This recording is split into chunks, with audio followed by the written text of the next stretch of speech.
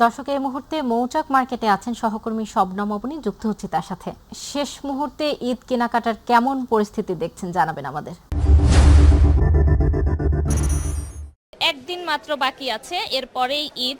তো শেষ মুহূর্তের কেনাকাটা জমজমাট হয়ে উঠেছে রাজধানীর মার্কেটগুলোতে।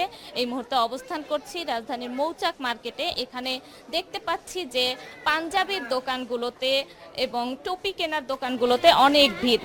বিশেষ করে পাঞ্জাবি, শেষ সময়ে পাঞ্জাবির দোকানগুলোতে উপচে পড়া ভিড় বলা যায়।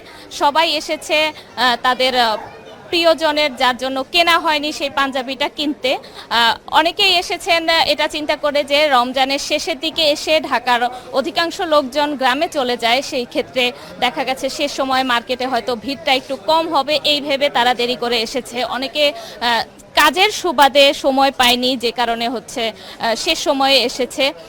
অনেকের সাথে কথা বলে জানতে পারলাম যে তারা শেষ সময়ে আসার কারণ হচ্ছে ভেবেছে যে ঈদ তো আর একটা দিন বাকি, একদিন বাড়তি পাওয়াতে অনেকে আসবে না বলেও তারপরে হচ্ছে একদিন বেশি সময় পাওয়াতে তারা শেষ সময়ে এসে মার্কেট করছে।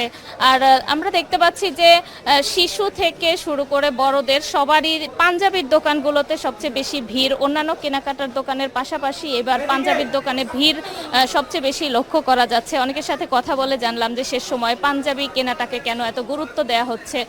বলল যে আমাদের দেশে ধর্মীয় উৎসব হিসেবে আমাদের ঈদের নামাজের সাথে পাঞ্জাবিটা খুব যায় এবং এটা খুব আমাদের কালচারের সাথেও মিশে গেছে। সেই হিসেবে পাঞ্জাবিটা তাদের পছন্দের তালিকায় ঈদের জন্য শীর্ষ পোশাক হিসেবে পাঞ্জাবিটাই রয়েছে। তারা পাঞ্জাবিটাকে প্রথম পোশাক হিসেবে রাখছে। অবনী, আপনাকে ধন্যবাদ।